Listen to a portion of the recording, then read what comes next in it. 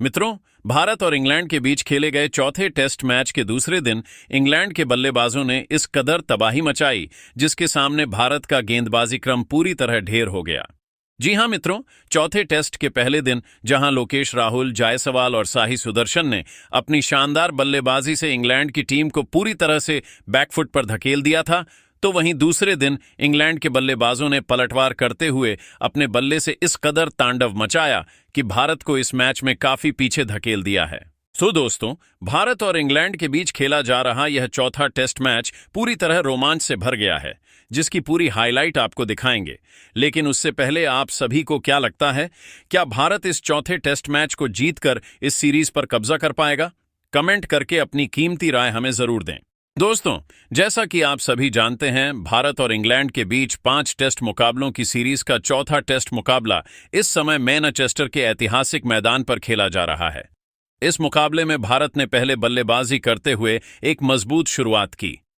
लोकेश राहुल ने शानदार संयम दिखाते हुए 48 रन, यशस्वी जायसवाल ने तेज तर्रार 58 रन, साही सुदर्शन ने लाजवाब अंदाज में 61 रन और पंत ने एक दमदार अर्धशतक लगाकर भारतीय पारी को मजबूती प्रदान की।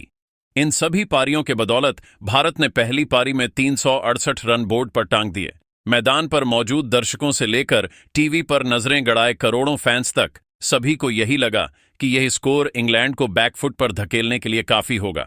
लेकिन दोस्तों, इंग्लैंड के बल्लेबाज कुछ और ही सोचकर मैदान पर उतरे थे। उन्होंने भारतीय उम्मीदों पर ऐसा पानी फेरा कि ड्रेसिंग रूम से लेकर कमेंट्री बॉक्स तक सब सन्न रह गए। जिस तरह से उन्होंने आक्रामक अंदाज में बल्लेबाजी की, उसने भारत की पहली पारी की चमक को एक झटके में फीका कर दिया।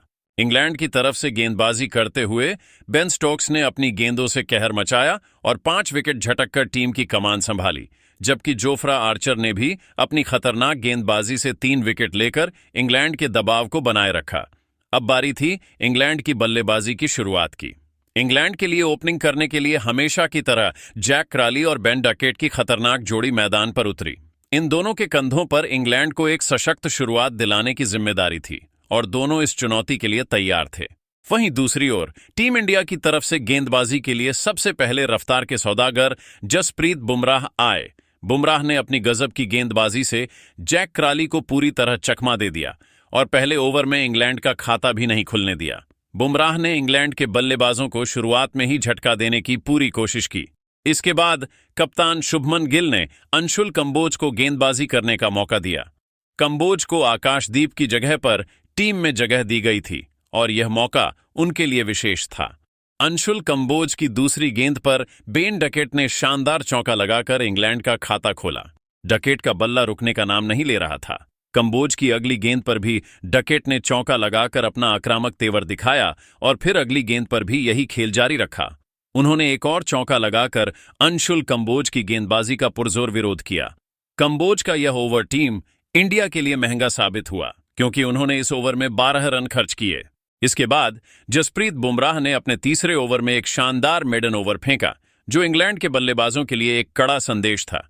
लेकिन अंशुल कंबोज ने चौथे ओवर में केवल 3 रन खर्च किए, जो कुछ राहत की बात थी।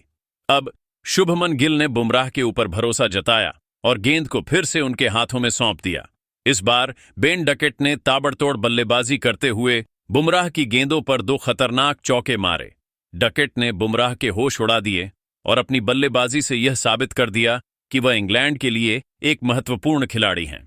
इस तरह इंग्लैंड के बल्लेबाजों ने भारत की गेंदबाजी पर दबाव बना दिया और दिखा दिया कि उनका इरादा सिर्फ और सिर्फ रन बनाना है, चाहे जैसे भी। ये मैच अब एक जबरदस्त मुकाबले की ओर बढ़ रहा था, जिसमें दोनों टीमों की पूरी ताकत झुकी हुई थी। जसप्रीत बुमराह जब अपने तीसरे ओवर के लिए मैदान पर लौटे, तो इस बार इंग्लैंड के बल्लेबाजों ने थोड़ी आक्रामकता दिखानी शुरू की। बुमराह के इस ओवर में इंग्लैंड ने 9 रन जोड़ लिए, जो उनके पहले 2 ओवरों की तुलना में जरूर महंगा रहा।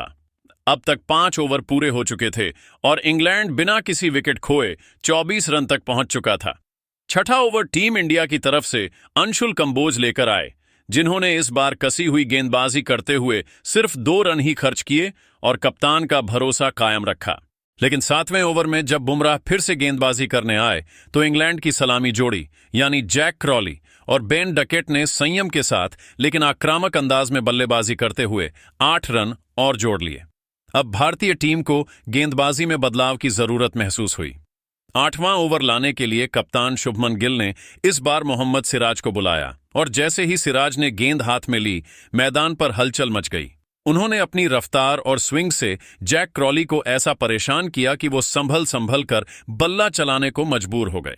हालांकि सिराज को विकेट नहीं मिला, लेकिन उन्होंने इस ओवर में सिर्फ 2 रन खर्च किए और दबाव बनाकर रखा। 9वें ओवर में क्रॉली और डकेट की जोड़ी ने मिलकर 5 रन जोड़े, जिसमें डकेट ने लेग साइड की दिशा में एक जबरदस्त चौका लगाया। अब दोनों बल्लेबाज पूरी तरह से क्रीज पर सेट हो चुके थे और रनों की रफ्तार को तेजी से आगे बढ़ा रहे थे। दूसरी ओर भारतीय गेंदबाज लगातार विकेट की तलाश में थे, लेकिन सफलता हाथ नहीं लग रही थी। जैसे ही 10वां ओवर शुरू हुआ, कप्तान शुभमन गिल ने एक बार फिर से सिराज पर भरोसा जताया और उन्हें बॉल थमाई। लेकिन जैक क्रॉली ने सिराज का स्वागत कुछ इस अंदाज में किया कि पहले ही गेंद पर एक तेज और खतरनाक चौका जड़ दिया। चौथी गेंद को भी उन्होंने सीमा रेखा के पार भेज दिया और सिराज के ओवर में कुल 8 रन बन गए। 11वें ओवर में इंग्लैंड की सलामी जोड़ी ने सिंगल और डबल की मदद से 5 रन और जोड़ लिए। इसी के साथ इन दोनों बल्लेबाजों के बीच 50 रनों से भी ज्यादा की साझेदारी पूरी हो चुकी थी और भारत पर दबाव साफ नजर आने लगा था। अब धीरे धीरे दूसरा सेशन अपने अंतिम पड़ाव पर था। 12वें ओवर में फिर से गेंद थामी मोहम्मद सिराज ने, लेकिन इस बार जैक क्रॉली ने पहले और दूसरे गेंद पर लगातार 2 चौके लगाकर भारतीय खेमे में हलचल मचा दी। तभी सिराज की 5वीं गेंद उनके पैड्स से टकराई और टीम इंडिया ने तुरंत रिव्यू ले लिया, लेकिन गेंद स्टंप्स के ऊपर से जा रही थी और भारत ने एक कीमती रिव्यू भी गंवा दिया। अब तक जैक क्रॉली और बेन डकेट ने मिलकर इंग्लैंड को 77 रन तक पहुंचा दिया था और एक भी विकेट नहीं गिरा था।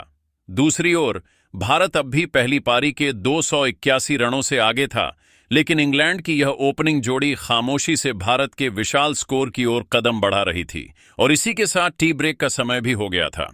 अब इंग्लैंड के इन दोनों सलामी बल्लेबाजों जैक क्रॉली और बेन डकेट का जवाब भारतीय गेंदबाजों के पास नहीं था। ये दोनों बल्लेबाज इस कदर आत्मविश्वास से लबरेज दिख रहे थे कि भारतीय खेमे में एक गहरी बेचैनी साफ झलकने लगी थी। टीम इंडिया के गेंदबाज लगातार विकेट की तलाश में मेहनत कर रहे थे, लेकिन हर बार उन्हें निराशा ही हाथ लग रही थी। जसप्रीत बुमराह की तेज रफ्तार, मोहम्मद सिराज की स्विंग, अंशुल कंबोज की कोशिशें, सब कुछ इन 2 अंग्रेज बल्लेबाजों के सामने बेअसर साबित हो रहा था। भारतीय कप्तान शुभमन गिल भी डगआउट में खड़े खड़े बार बार रणनीतियां बदलते नजर आए, लेकिन मैदान पर कोई असर होता नजर नहीं आ रहा था। क्रॉली और डकेट अब न सिर्फ विकेट बचा रहे थे, बल्कि हर ओवर में 1 या 2 खूबसूरत चौके लगाकर भारतीय गेंदबाजी को पूरी तरह से बैकफुट पर धकेल रहे थे। उनकी साझेदारी में गजब की समझदारी थी। एक छोर से डकेट तेजी से रन बना रहे थे, तो दूसरे छोर पर क्रॉली ठहराव के साथ भारतीय गेंदबाजों की थकावट का इंतजार कर रहे थे। यह वह दौर था जब भारतीय टीम का हर खिलाड़ी मानसिक रूप से दबाव में नजर आ रहा था। चारों ओर केवल एक ही चर्चा थी, कब टूटेगी ये साझेदारी। लेकिन इस साझेदारी को तोड़ने से पहले दोनों बल्लेबाजों ने अपने अपने अर्धशतक पूरे कर लिए। सबसे पहले डकेट ने अपने 50 रन पूरे किए। उन्होंने यह कारनामा केवल कुछ ही गेंदों में कर डाला और अपनी पारी में बेहतरीन टाइमिंग और प्लेसमेंट का परिचय दिया। स्टेडियम में बैठे इंग्लिश समर्थकों की तालियां गूंजने लगीं। भारत के लिए और भी चिंता की बात तब हुई जब कुछ ही समय बाद जैक क्रॉली ने भी एक शानदार 50 जड़ दिया। उनकी यह पारी संयम और आक्रामकता का बेहतरीन संगम थी। उन्होंने तेज गेंदबाजों के साथ साथ स्पिनर्स को भी आत्मविश्वास से खेला और दर्शकों को बता दिया कि वह क्यों इंग्लैंड के भरोसेमंद ओपनर माने जाते हैं। भारतीय कप्तान शुभमन गिल को अब इस खतरनाक साझेदारी को तोड़ने के लिए कुछ अलग करना ही था। उन्होंने अपने सबसे भरोसेमंद गेंदबाज रविंद्र जडेजा को गेंद थमाई और फिर वही हुआ जिसका हर भारतीय समर्थक इंतजार कर रहा था। जडेजा ने अपनी तीसरी ही गेंद पर वह कमाल कर दिखाया जिससे मैच का रुख धीरे धीरे बदलने लगा। उन्होंने एक ऐसी फुलर लेंथ की गेंद फेंकी जो हवा में हल्की सी घूमी और सीधे जैक क्रॉली के बल्ले और पैड के बीच की संकरी जगह से निकलकर स्टंप्स में जा घुसी। जैक क्रॉली, जो अब तक बेहद आत्मविश्वास के साथ खेल रहे थे, रुक से गए। जडेजा की इस जादुई गेंद पर वह क्लीन बोल्ड हो गए। उन्होंने 73 गेंदों में शानदार 84 रन की पारी खेली, जिसमें 11 दर्शनीय चौके शामिल थे। जैसे ही स्टंप्स बिखरे, पूरा भारतीय खेमे में जोश लौट आया। हर खिलाड़ी दौड़ते हुए जडेजा की ओर बढ़ा। मैदान गूंज उठा। भारत को वह विकेट मिल चुका था जिसकी उसे डेस्परेटली तलाश थी, लेकिन टीम इंडिया के लिए यह राहत सिर्फ एक शुरुआत थी। शुभमन गिल ने इस मौके को भांपते हुए गेंदबाजी में आक्रामकता बनाए रखी। अगला बड़ा वार किया युवा गेंदबाज अंशुल कंबोज ने, जिन्होंने बेन डकेट को आउट करने का सुनहरा मौका हासिल किया। डकेट उस समय लगभग अजेय नजर आ रहे थे, लेकिन कंबोज की एक तेज और उठती हुई गेंद ने उन्हें चौंका दिया। गेंद ने हल्का सा किनारा लिया और सीधे विकेट कीपर ध्रुव जुरैल के दस्तानों में समा गई। जुरैल ने कोई गलती नहीं की और गेंद को पूरी मजबूती से थाम लिया। अंपायर ने उंगली उठाई और इंग्लैंड को दूसरा झटका दे दिया गया। डकेट ने भी इस मैच में शानदार पारी खेली। उन्होंने 62 गेंदों में 72 रन बनाए और अपनी बल्लेबाजी से भारत की गेंदबाजी को खुली चुनौती दी थी। उनके आउट होते ही भारत ने वापसी का रास्ता बना लिया। अब मैदान पर इंग्लैंड के दो अनुभवी बल्लेबाज ओली पोप और जो रूट मौजूद थे। दोनों ने आकर अपनी समझदारी से पारी को थाम लिया और विकेट गिरने की रफ्तार को रोका। रूट ने हमेशा की तरह तकनीकी रूप से सधी हुई बल्लेबाजी की, जबकि ओली पोप ने अपने स्कोर को धीरे धीरे आगे बढ़ाया। अब तक इंग्लैंड का स्कोर 2 विकेट के नुकसान पर 220 रन तक पहुंच चुका था। भारत अब भी पहली पारी के स्कोर से 238 रन आगे था, लेकिन इंग्लैंड की यह जोड़ी टिकती रही तो मैच में बड़ा बदलाव आ सकता था। और दिन की समाप्ति आते आते इंग्लैंड ने 2 विकेट के नुकसान पर 77 ओवरों में 220 रन जोड़ लिए थे, जबकि भारत की बढ़त अब भी 281 रनों की थी। लेकिन मैच का रुख अब संतुलन की ओर झुकता नजर आ रहा था। दोनों टीमों के बीच जंग और ज्यादा दिलचस्प हो चुकी थी। अब दोस्तों, यह मुकाबला दिलचस्प मोड़ पर आ गया है। इंग्लैंड की बल्लेबाजी लय में है और भारत को विकेट की सख्त जरूरत है। तो अब सवाल उठता है, क्या भारत इस चौथे टेस्ट में इंग्लैंड को रोक पाएगा या फिर इंग्लैंड कर देगा भारत के मनोबल को तहस नहस? आपकी क्या राय है? नीचे कमेंट करके हमें जरूर बताइए और ऐसी ही जबरदस्त अपडेट्स के लिए हमारे चैनल को सब्सक्राइब करना मत भूलिए। धन्यवाद।